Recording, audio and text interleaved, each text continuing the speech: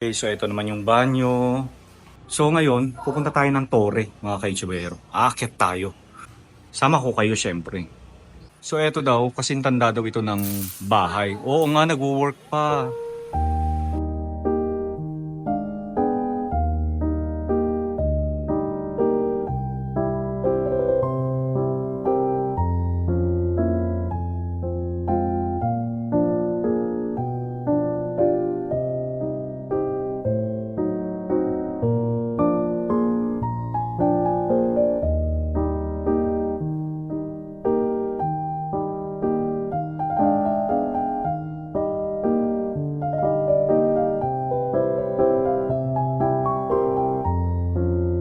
Hello mga ka-Ichibero. Ayan, hello mga ka-Ichibero, and nagbabalik na naman tayo dito sa Silay, Negros Occidental. So bali ito yung ating pangalawang punta dito sa Silay City. So dito ako naka-check-in mga ka-Ichibero. 1898 Casa and Restaurante. So kakarating ko lang mga ka-Ichibero, and gusto ko munang dumaan ng simbahan ng Silay. Ayan. So yan yung Municipal Hall ng Silay City.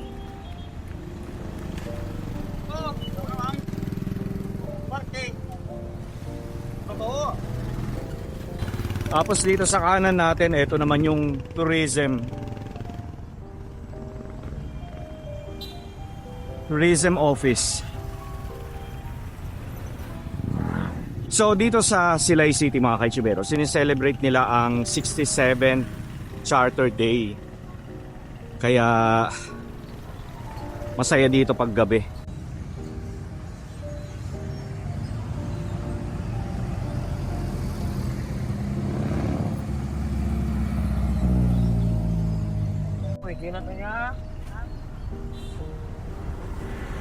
Ito yung plaza. Okay, so ito yung simbahan.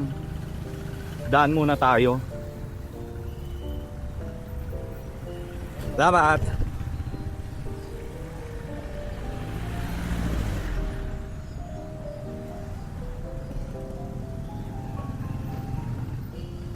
Kaya pasok tayo sa loob ng simbahan.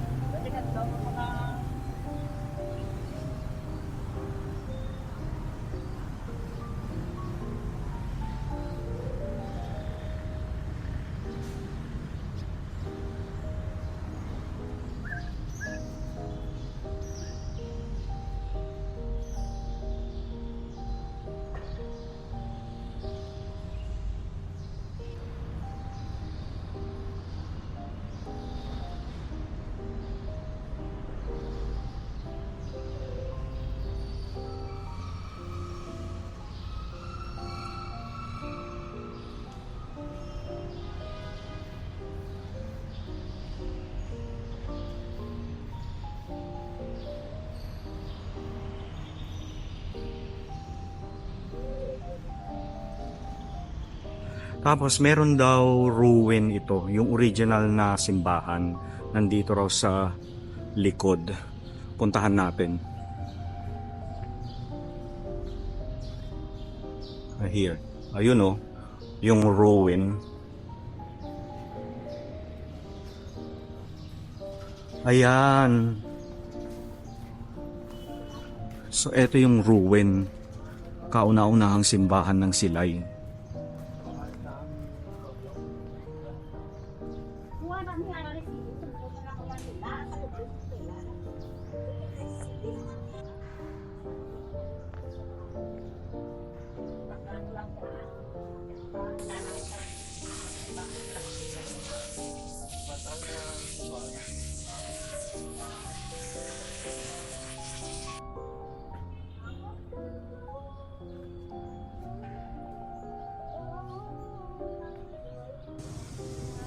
Okay, so nandito tayo sa J. Pitong Ledesma.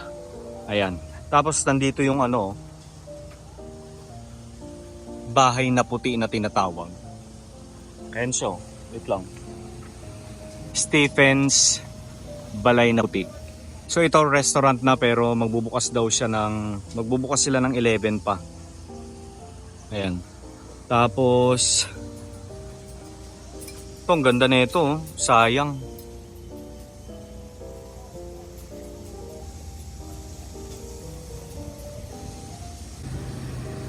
And then, ito yung pupuntahan natin ngayon.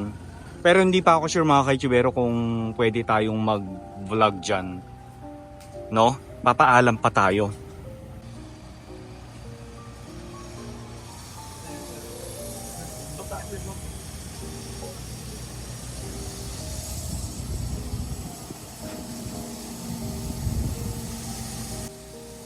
So tingnan natin kung kaninong bahay ito. Meron din naman siyang marker.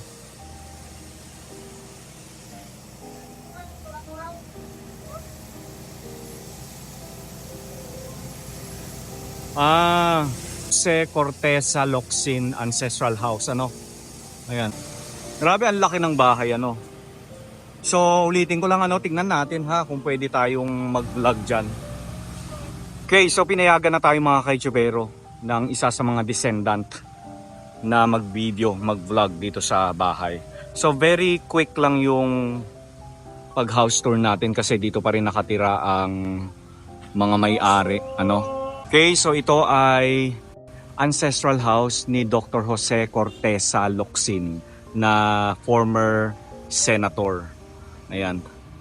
So ito ay pag-aari pa rin ng mga Locsin mga kaichibero, and ang bahay na ito ay hindi talaga open for public viewing. Private ito dahil dito pa rin nakatira ang mga naiwang descendant ng mga Locsin. Ayan.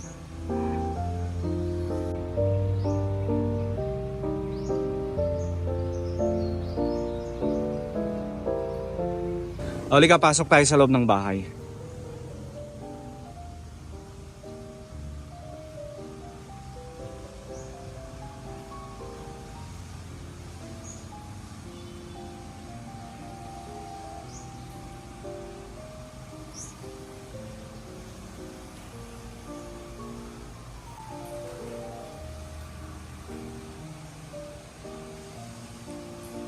Yung second generation, 97 years old na siya.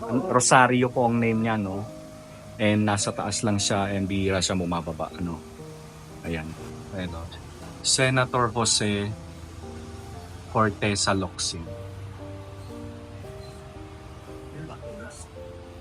And mga books ni former senator. Dami. Okay, so dito na tayo sa sala. So maraming salamat kay Sir Solomon ang nagalaw sa atin. Sir, thank you so much po. Ang third generation ng mga Locsin, Ayan.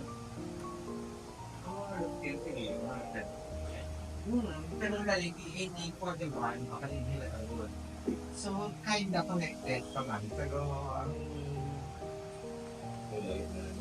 hindi mag-gay na kumayo yun. Pero daw,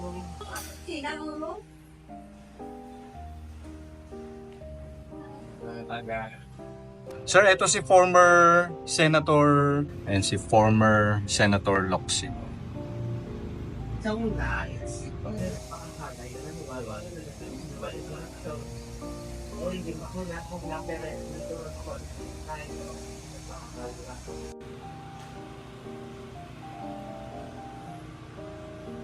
Okay, so yan daw yung main entrance noon. Pero ngayon sinara na nila.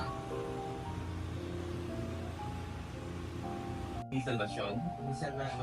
So, connection, na iyan, sa Iloilo, meron. So, siya pa rin, vaccine na siniserve ko doon. Kaya, buti ba na meron. Siya pa rin. So ito yung grand staircase. Pero hindi na tayo aakyat kasi nandun yung may-ari. Pero tingnan natin kung pwede tayong umakyat.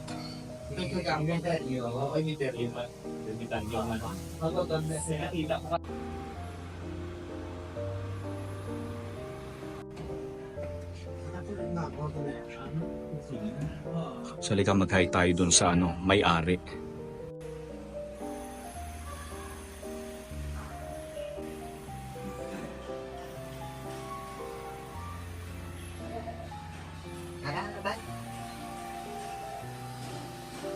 Tapos itong Last Supper nila, 3D, parang sa Agatona.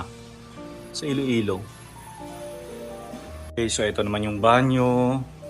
Leading to the, the bedroom. Bakit iniwan mo yung sapatos mo? Pero ano to, na-restore. Okay, ito yung bedroom nila. Ang laki ng butakaw.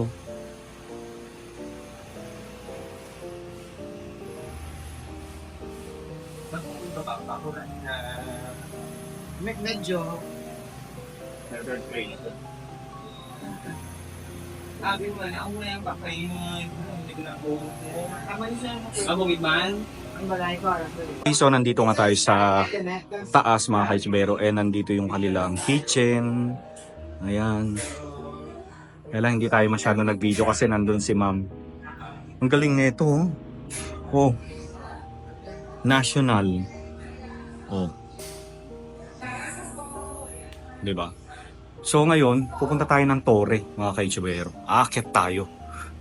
Ayan. Uli ka nang aakyat na tayo kasi baka mamaya bigla silang bumaba. Aakyat tayo. Sama ko kayo syempre. Syempre ito yung mga gusto nating makita ngayon. Yung mga tunnel, mga torre. Wow. Ang muling post mo na hello neighbors. Oh my Pero God. pariente, so siya naman, namugin na siya ang first vaccine. When they go, So nandito na tayo sa torre. Okay, so napaisip ako paano nila inakyat dito yung bed at saka yung aparador. No, kasi kita nyo, wala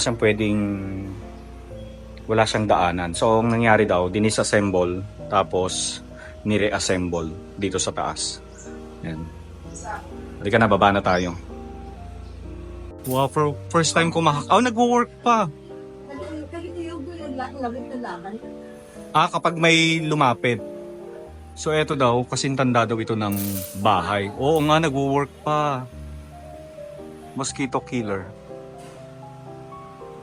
Hindi ko alam na uso na pala ito nung araw.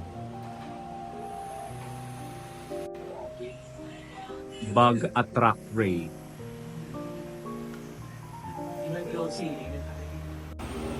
Galing nito mga kajwero.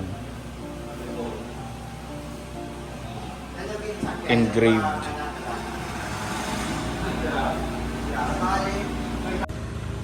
Okay, palabas na tayo mga kaichubero.